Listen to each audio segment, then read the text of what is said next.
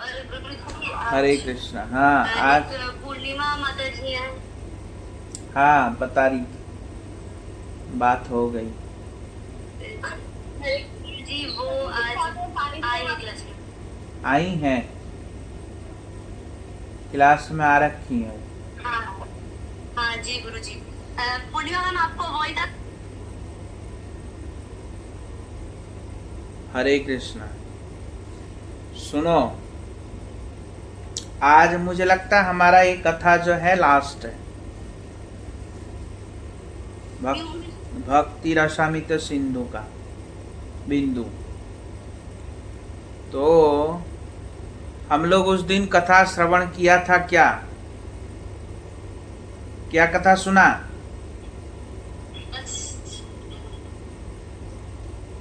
हैं? हरे कृष्णा गुरुदेव, दंडवत प्रणाम। गुरु जी जब हम क्लास में थे तो उस समय आप रस के बारे में बता रहे थे, पांचों रसों के बारे में। धीरज प्रभु वीडियो में क्यों नहीं आ रहा है? ओ धीरज, जी गुरु जी। अंधेरा तत्व है तुम्हारा। बाहर आ रखा हूँ, करता हूँ अभी। ठीक है। तो हम लोग श्रवण किया था सख्य रस के विषय में। किस रस के विषय में? सख्य रस के विषय में उस दिन श्रवण किया था। नहीं समझ में आया? वात्सल्य रस के विषय में हम लोग सुन लिया था। अब बता रहे हैं सुरीत सखा। कितने प्रकार के सखा होते हैं? कितने प्रकार के सखा होते हैं कात्यायनी माता जी? हाँ, कितने इंदुलेखा माता जी कितने प्रकार के सखा होते हैं? 4 प्रकार के गुरुदेव। कभी 3 दिखा रहे हैं, कभी 4 दिखा रहे हैं, और फिर कह रही मैं यूट्यूब से सुन लूंगी। कौन कौन सा नाम बताओ? 4 प्रकार के नाम बताओ।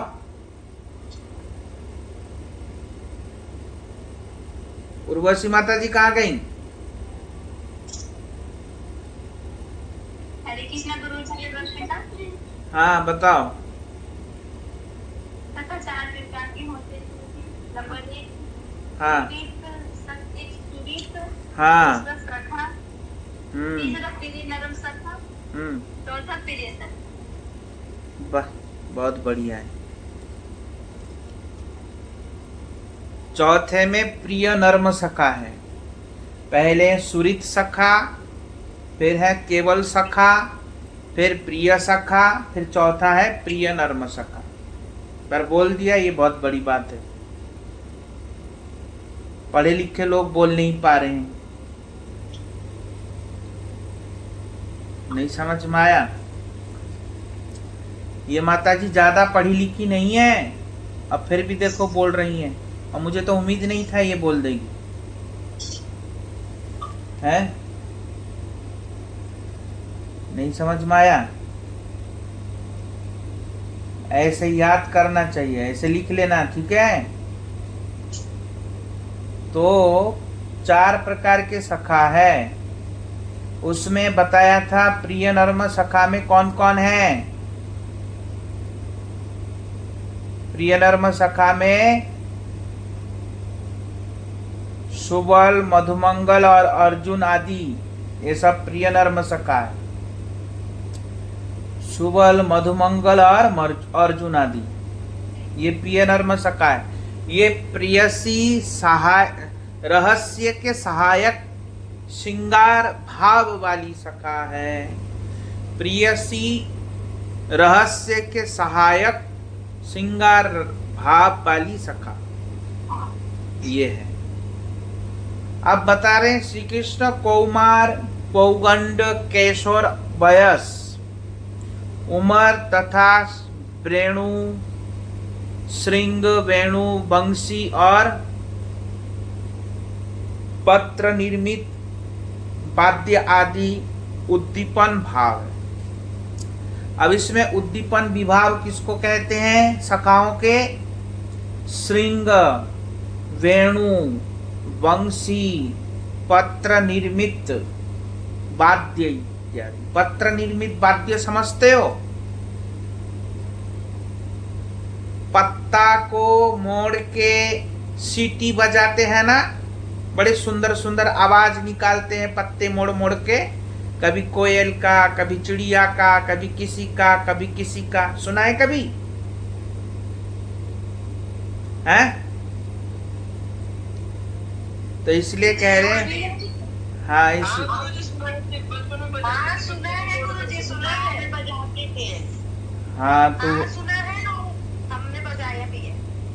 हाँ तो वही पत्ता निर्मित वाद्य इत्यादि, ये सब क्या है? कह रहे ये उद्दीपन विभाव है, सखाओं का उद्दीपन विभाव है। और 5 वर्ष पर्यंत कौमार, 5 वर्ष पर्यंत कौमार, 10 वर्ष पर्यंत पौगंड और 15 वर्ष पर्यंत केशोर, और उसके बाद यौवन अवस्था होती है। यह साधारण नियम है। साधारण नियम क्या है? 5 वर्ष तक कुमार होता है। 5 वर्ष तक क्या होता है? कुमार। 5 वर्ष पर्यंत कुमार और 10 वर्ष पर्यंत पौगंड और 15 वर्ष पर्यंत केशोर, और उसके बाद फिर 10 के बाद 15 वर्ष के बाद यौवन अवस्था शुरू हो जाता है। कौन सा अवस्था शुरू होता है? यौवन अवस्था शुरू होता है। तो ये क्या है? ये साधारण नियम है। किंतु श्री कृष्ण ब्रज में प्रकट विहार तो 10 वर्ष 8 मास तक है।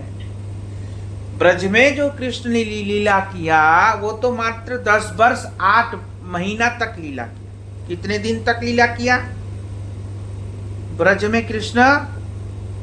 10 वर्ष 8 महीना। 10 वर्ष 8 महीना तक लीला किया। तो 10 वर्ष 8 महीना तक लीला करके, हाँ, इसका प्रसिद्ध। अतएव श्री कृष्ण की अपेक्षा कृत आयु वाले में भी वयोवृद्धि को मानकर 3 वर्ष 4 मास पर्यंत कौमार। अब बता रहे हैं कृष्ण का। उसी प्रकार कृष्ण को हमको केशवर तक बनाना है ब्रज में। तो अगर हम कृष्ण को किशोर बनाएंगे ब्रज में, तो किशोर बनाने के लिए तो 15 वर्ष चाहिए, पर कृष्ण तो मात्र 10 वर्ष 8 वर्ष थे, 8 महीना थे। तो फिर कैसे हम करेंगे? तो बता रहे हैं यहाँ पे। क्या बता रहे हैं? हाँ, वयोवृद्ध को मानकर 3 वर्ष 4 मास पर्यंत कौमार। कृष्ण के 3 वर्ष 4 मास कौमार, उसके पश्चात 6 वर्ष 8 मास पर्यंत पौगंड, तदंतर 10 वर्ष 8 मास तक केशोर अवस्था।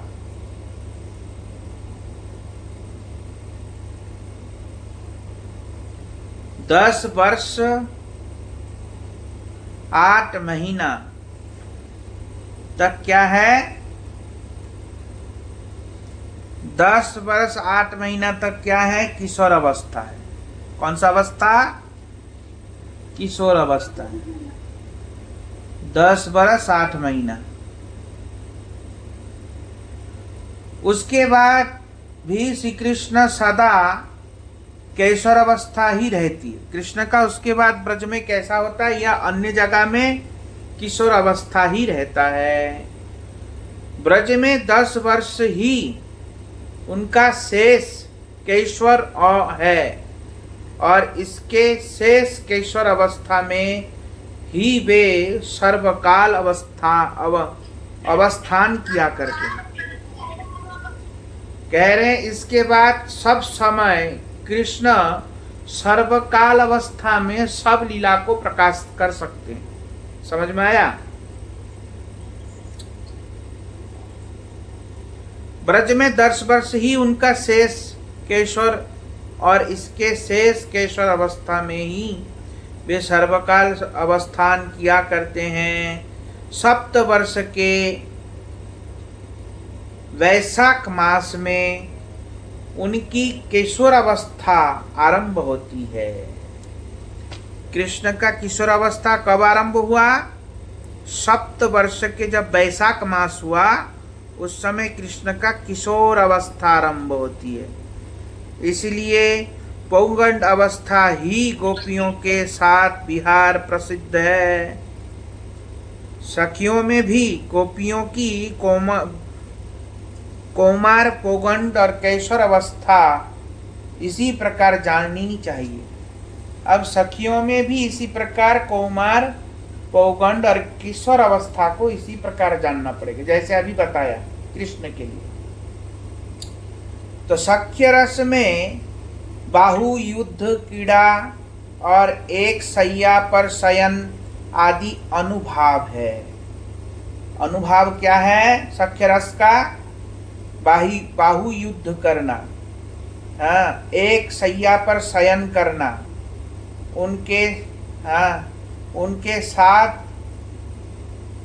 क्रीड़ा करना, तो ये सब क्या है?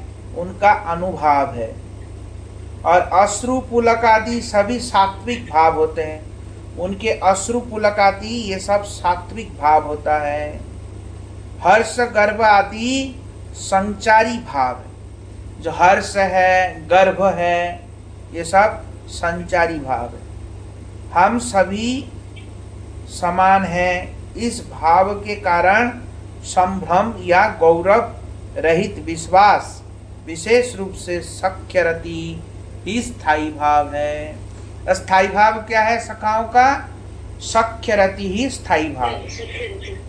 हाँ, सख्यरति स्थायी भाव है। और सख्यरति में क्या होता है? कृष्ण मेरे जैसा है, मेरे समान है, ऐसा ऐसा भाव आता है। तो यही इनका स्थायी भाव है। अब सख्यरति उत्तर उत्तर वृद्धि प्राप्त होकर सख्य, प्रणय, प्रेम, स्नेह और राग 5 नाम धारण करती है। कौन कौन सा नाम?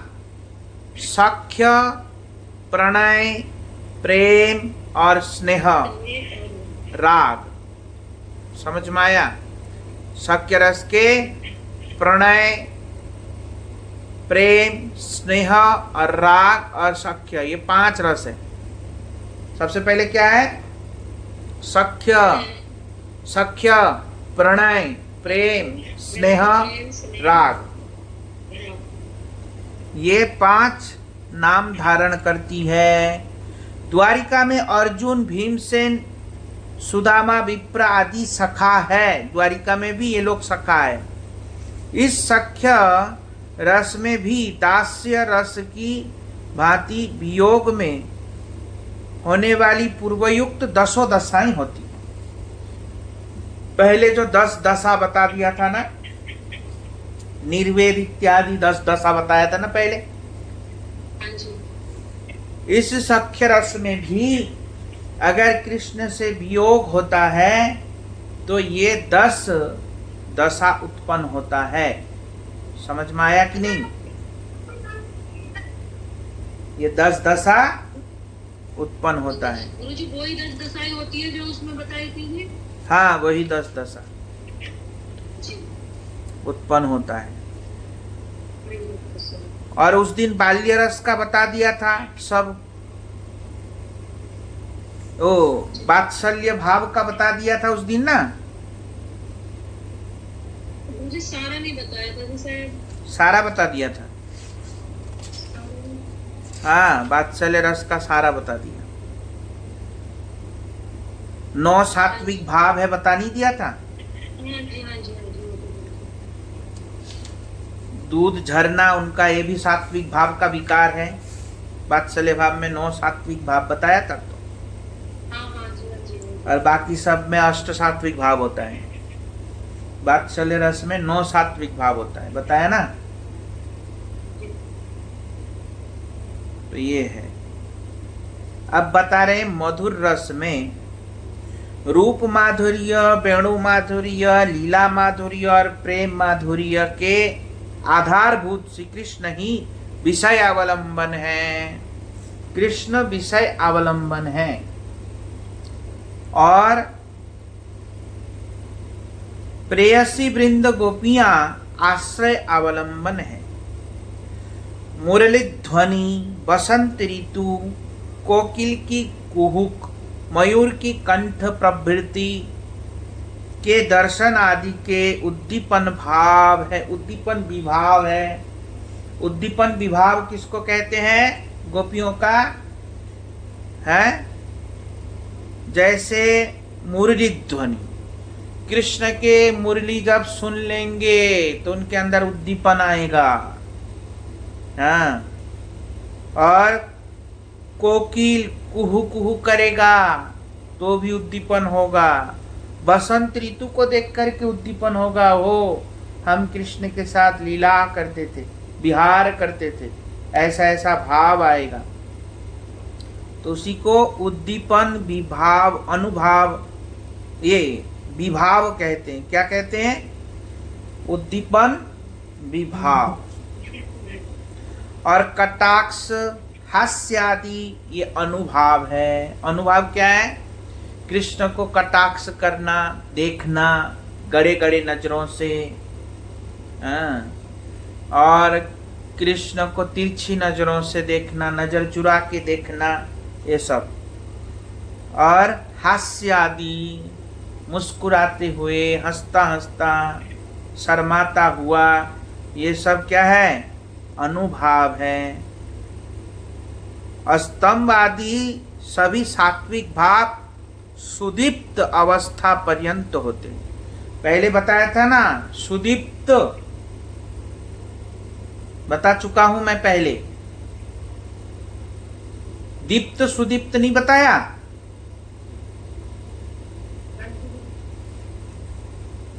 तो वही कह रहे हैं, सात्विक भाव गोपियों का दीप्त सुदीप्त तक होता है उनका।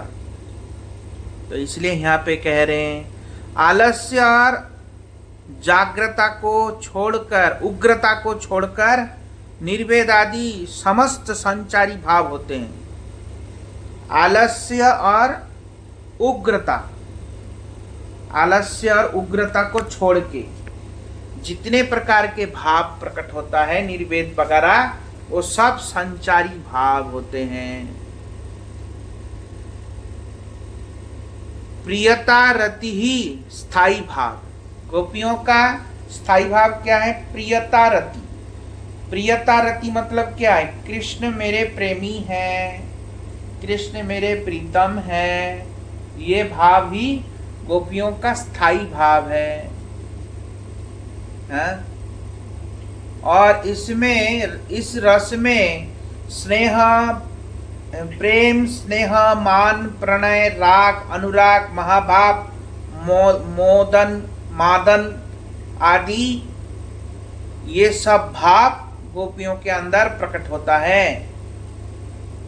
दृष्टिगोचर होते हैं। इसलिए उज्जवल नीलमणि ग्रंथ में उल्लिखित सभी अवस्थाएं दृष्टिगोचर गोपियों में होता है, और इतना किसी के अंदर नहीं होता।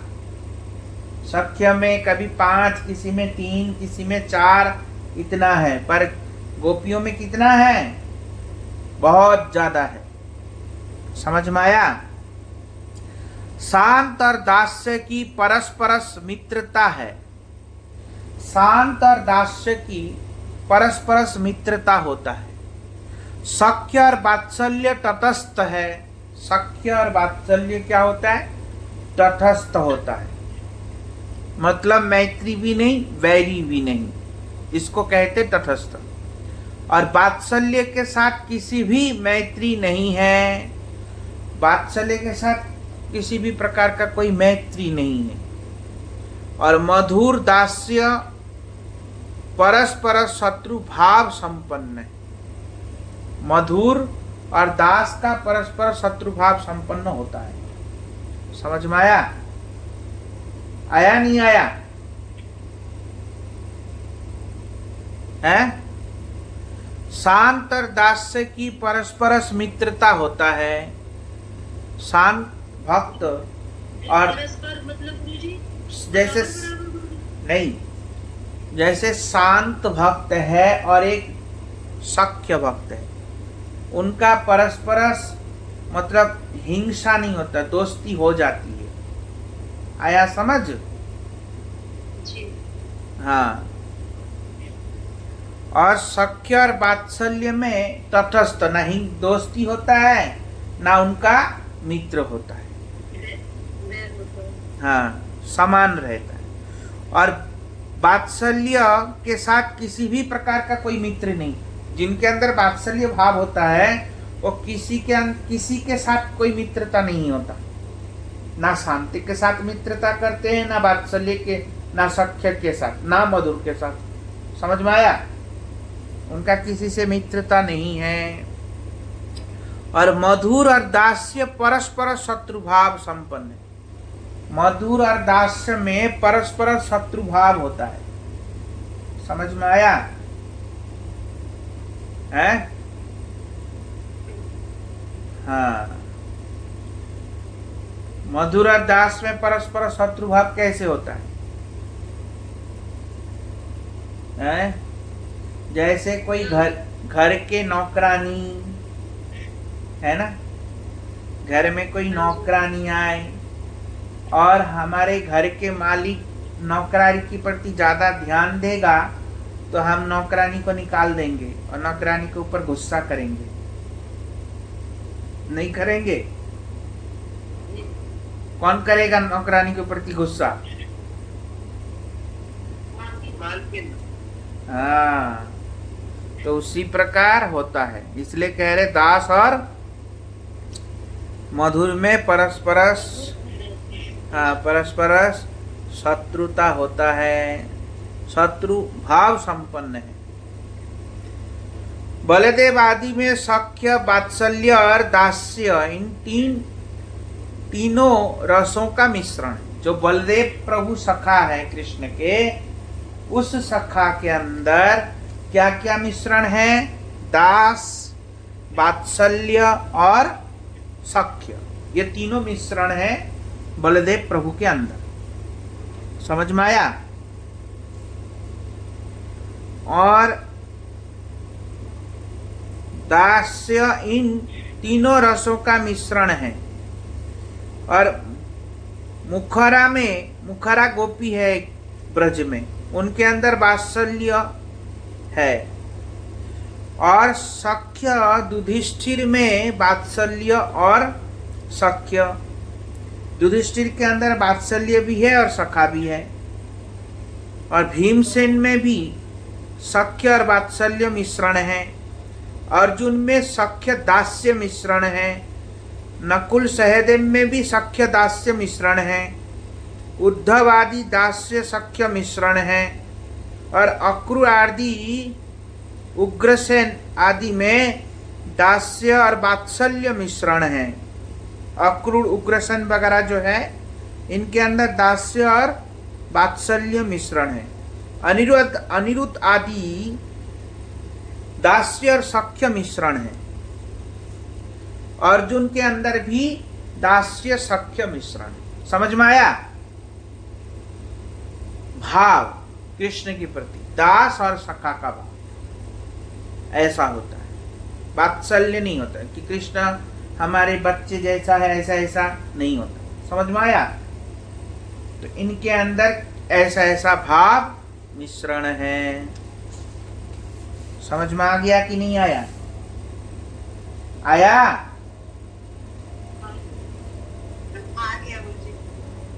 हाँ। अब बता रहे हास्य, अद्भुत, वीर, करुण, रौद्र, भयानक और विभत्स, ये 7 भक्ति के गौण रस है। ये 7 भक्ति के कौन से रस है?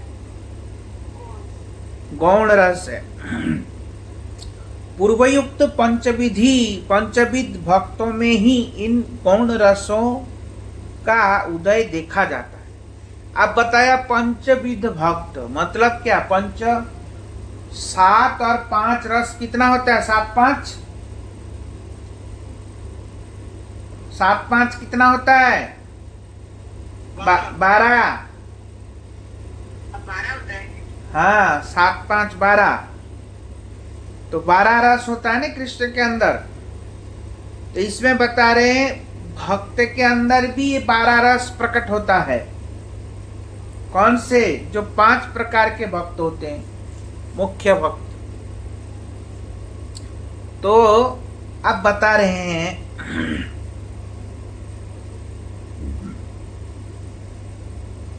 क्या बता रहे हैं? इसलिए 5 प्रकार के भक्त ही इनके आश्रय अवलंबन है। हास्य आदि 6 रसों के श्री कृष्ण उनके भक्तगण और भक्तों के संबंधित व्यक्ति विषय अवलंबन है। घृणास्पद और अपवित्र मांस, रुधिर आदि विभत्स रस के विषय है। विभत्स रस के विषय है। तो विभत्स रस नहीं होता, विभत्स रस छोड़ के बाकी 6 रस होता है भक्तों में। समझ में आया? समझ? विभत्स रस भक्त, विभत्स जो है गुरुजी, ये कौन सा? ये घृणास्पद मतलब घृणा करना। कृष्ण को घृणा थोड़ी करेगा भक्त लोग, नहीं जी। तो घृणा तो नहीं कर सकता ना। इसलिए कृष्ण को घृणा करना, अपवित्र समझना या अपवित्र रहना, हम लोग तो रह नहीं भी नहीं सकते, भक्त लोग अपवित्र थोड़ी रहेगा। और मांस खाते थोड़ी है भक्त लोग, रुधि भी पान नहीं करते। तो इसी को विभत्स बोलते। विभत्स मतलब क्या? जैसे हिरण्यकश्यप को फाड़ के भगवान नरसिंह देव ने क्या किया? खून पुन निकाल के उनके नाड़ी को दांतों से फाड़ दिया था। पता है क्या किया था? नहीं किया था ऐसे। तो एक प्रकार का रुधि भी उनके छोड़ा नहीं। इतना विभत्स मतलब भयानक हो जाते। तो भक्तों के लिए ये व्यवहार तो नहीं होगा ना। आया समझ? तो भक्त के अंदर ये भाव छोड़ के बाकी 6 भाव भक्तों के अंदर दिखाई देता है। आया समझ? है? जी गुरुजी। हाँ। तो श्री कृष्ण को शत्रु भी रौद्र और भयानक रस के विषय हुआ करते हैं। कपलों का विकास, नेत्रों का विस्फार आदि यथासंभव अनुभव है।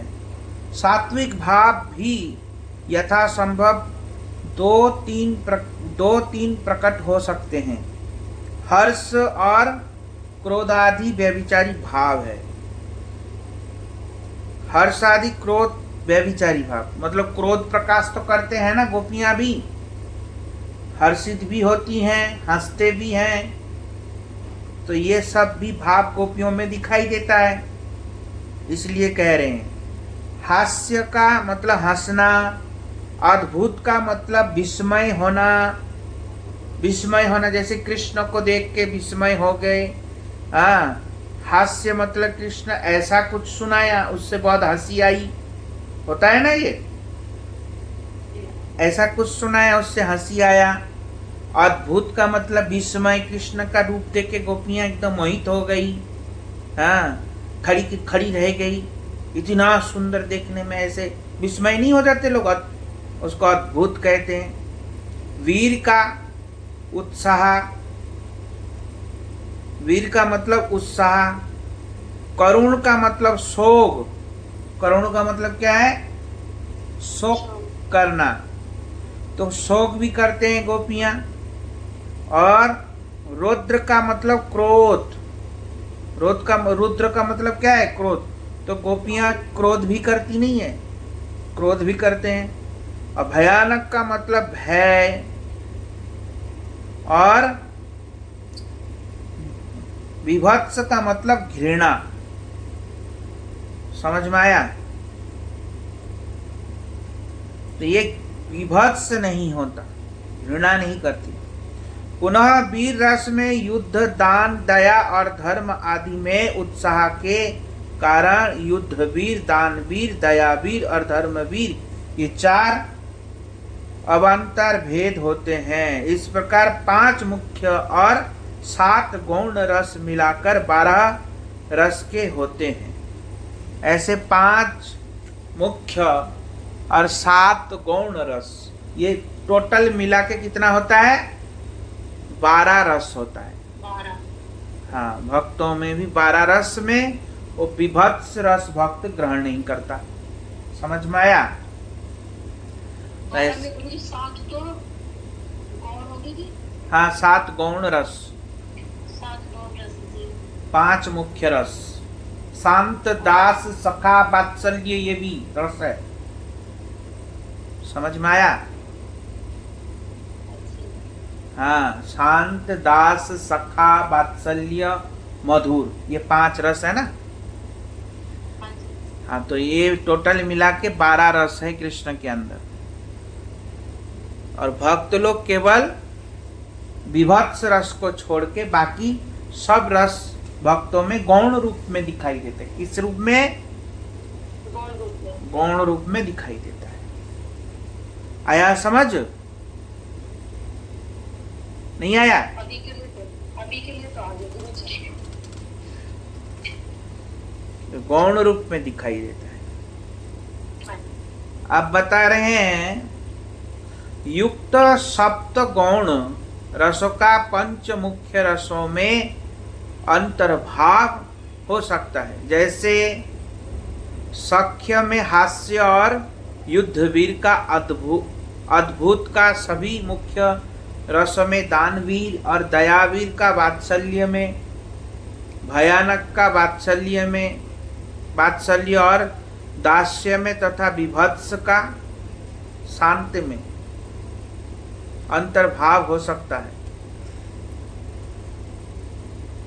अंतर्भाव हो सकता मतलब अंदर, इनके अंदर हो सकता है। ये भाव उनके अंदर हो सकते। किनके अंदर? विभत्स शांत रस में हो सकता है। विभत्स शांत रस में हो सकता है। क्यों हो सकता है?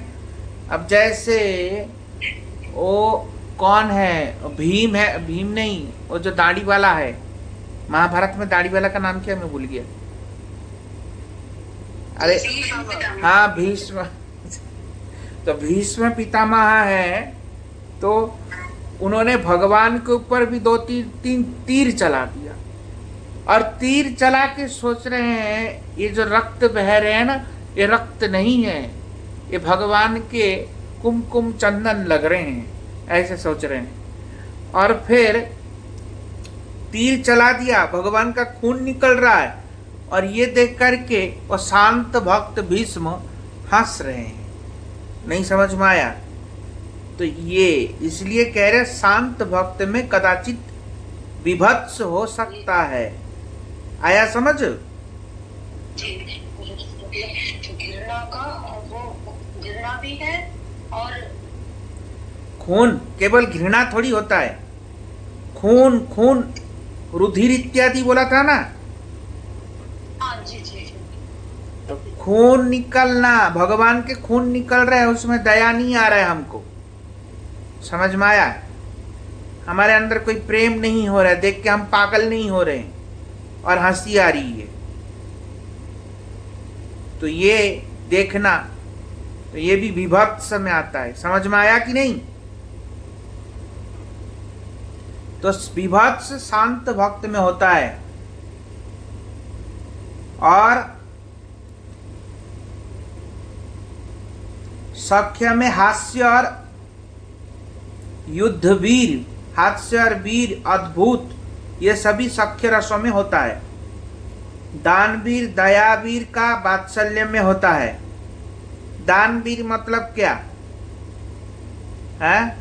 माता दया भी करते हैं, बच्चों को देते भी हैं, लुटाते भी हैं, नहीं करते?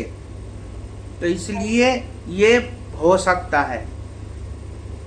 भयानक भी होता है वात्सल्य में, आश्चर्य भी होता है। समझ में आया? भयानक के मतलब क्या बताया था? भयानक का मतलब क्या बताया अभी? विभत्स। भयानक का मतलब भय बताया था ना। अच्छा जी, अच्छा जी, हाँ जी। सब ध्यान तो रखते नहीं, पता नहीं कैसे कैसे सुन रहे हैं सब, पता नहीं, समझ में ही नहीं आता हमको तो। भयानक के मतलब भय। तो माता को देख के भय नहीं लगता, तो माँ के अंदर भयानक भी हो सकता है। समझ में आया? दानवीर, दयावीर और भयानक वात्सल्य में होता है। नहीं समझ में आया? विभत्स शांत रस में अंतर्भुक्त हो सकता है। हो सकता मतलब कभी हो भी सकता है, कभी नहीं भी हो सकता है, ऐसा है, दोनों है। समझ में आया? रौद्र की क्रोध, रतिका, वात्सल्य और मधुर रस में एकांश में अंतर्भाव होता है। क्रोध और वात्सल्य मधुर रस में हो सकता है अंतर्भूत, मतलब अंदर ऐसा हो सकता है। तो जैसे गोपियां जब कृष्ण जब रासलीला में अंतर ध्यान हो गए थे, और अंतर ध्यान हो करके जब पुनः प्रकट हो गए, तो चंद्रावली के सखी इत्यादि कोई पैर दबा रहे हैं, कोई तांबुल छीन के खा रहे हैं, कोई उनको पंखा हिला रहे हैं, कोई उनके चरणों का धूल लेकर के अपने हृदय में मर्दन कर रहे हैं, हृदय का ताप दूर हो जाए। कोई उनके चरण देख रहे हैं, कोई कोमल चरणों में आपके लग तो नहीं गया, कोई कांटा कंकड़ इत्यादि तो नहीं घुस गया, ऐसे ऐसे कर रहे हैं। पर एक सखी थी जो दूर खड़े होके दांत भींच के, होंठ भींच के दांतों से और कटाक्ष करके देख रही हैं। तो ये सब सखियां कौन है? बोलते ये सब सखियां ललिता, विशाखा, श्रीमती राधा रानी, ये सब सखियां जो कृष्ण को प्रणय कोप के द्वारा देख रहे हैं। अच्छा, वहीं बैठ गया, हमारे पास नहीं आया, ऐसे ऐसे भाव करके गुस्से से देख रही हैं। कौन? श्रीमती राधा रानी। तो इसलिए यहाँ पे कह रहे हैं उनके अंदर ऐसा क्रोध दिखाई दे सकता है, पर अंतर्भुक्त होता है, हमेशा नहीं होता, कभी कभी होता है। आया समझ? सब समझ में आ रहा है, नहीं आ रहा? हाँ जी।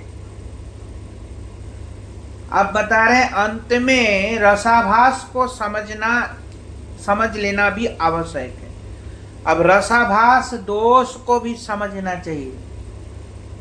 वैर रस का स्मरण में, प्रशंसा में,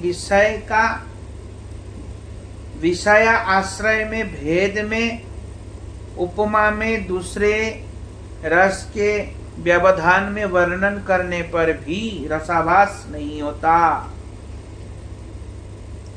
अन्यथा परस्पर वैर भाव वाले दो रसों का योग होने पर भी रसाभास नहीं होता। परस्पर मित्र भाव संपन्न दो रसों के योग से सूरसता होती है।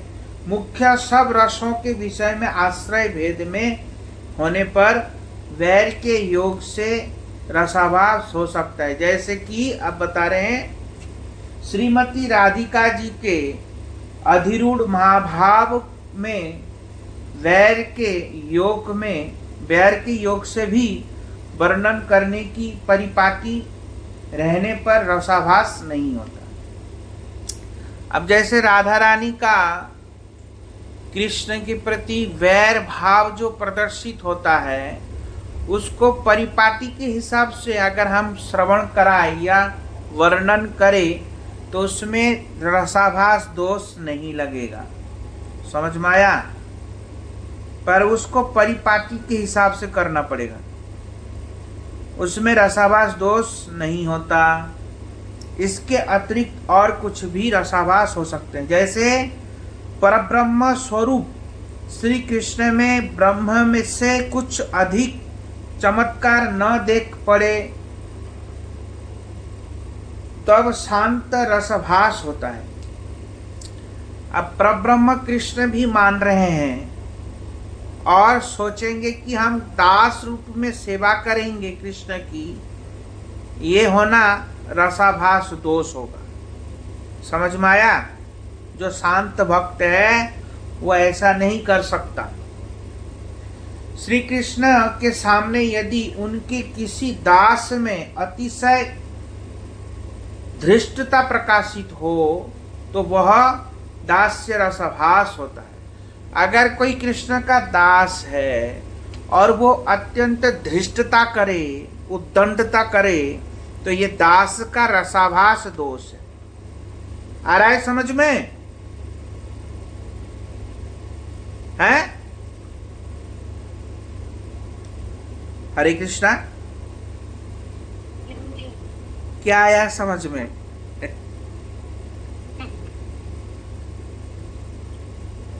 रसाभास दोष, रसाभास दोष समझते हैं कि नहीं? पहले ही बताओ। रस का आभास का दोष, रस मतलब जैसे पंचविध रस, उस रसों में और एक रस मिला देने से वो दोष उत्पन्न हो जाएगा। समझ में आया? तो इसी को बता रहे हैं। अगर कोई दास है और दास का कर्तव्य क्या होता है? मालिक का आदेश को पालन करना, और वो पालन ना करे, ढीठ होके बैठा रहे, तो ये क्या होगा? उसका दोष होगा ना। समझ में आया कि नहीं? तो कोई पूछता क्यों नहीं? समझ में आता नहीं आता? मुझे आ रहा है ये। अब आ रहा, पहले आ रहा था? नहीं, पहले नहीं आ रहा था बिल्कुल भी। अब आपने बताया ना, मतलब उसके भाव के विपरीत जाकर कुछ काम करता तो उसकी धृष्टता है। हाँ, तो वो धृष्टता करने से वो रसाभास दोष होगा। जैसे सखा लोग करेगा तो नहीं होगा, पर दास अगर ऐसा करेगा तो उसमें रसाभास दोष होगा। दो सखाओं के बीच में यदि एक सख्य भाव हो और दूसरे का दास्य भाव हो तो सख्य रसाभास दोष होता है। दो सखा है और उसमें एक का तो कृष्ण के प्रति सखा भाव है, दूसरा अगर सोचे नहीं मैं तो दास हूं, तो वो रसाभास दोष हो जाएगा। समझ में आया? है? जी गुरुजी। पुत्र आदि में अधिक बल हो जाने के कारण उनके प्रति लालन पालन के न करने से बाल्य रसाभास दोष होता है।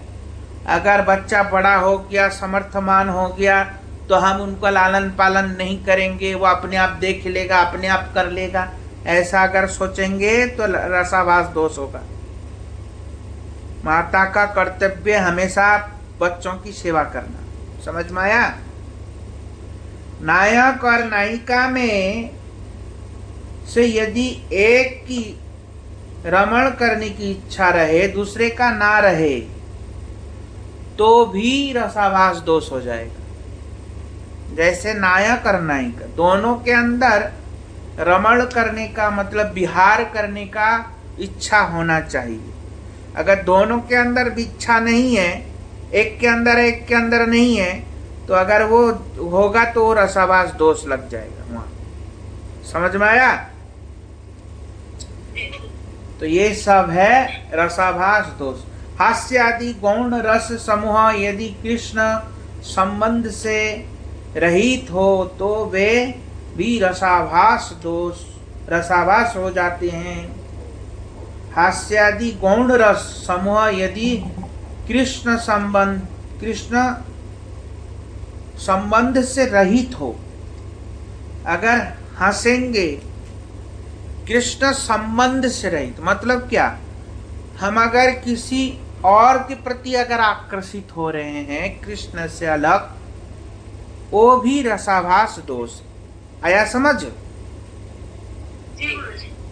तो कृष्ण, अगर हम कृष्ण के अपने आप को प्रेयसी मानते हैं, हम कृष्ण की प्रेयसी है या हम कृष्ण की अधिकृता है, ऐसे अगर मान रहे हैं और संसार के लोगों से आकर्षित हो रहे हैं या अन्य किसी पुरुष को देख के आकर्षित हो रहे हैं, वो भी रसाभास दोष है।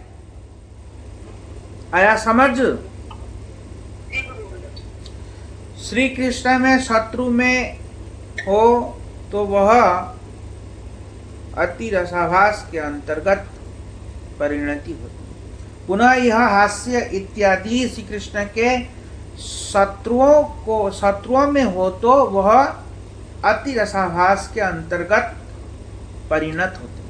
अगर कोई कृष्ण के शत्रु है, उनके प्रति अगर क्रोध इत्यादि प्रकाश किया जाए तो वो अच्छा है। समझ में आया?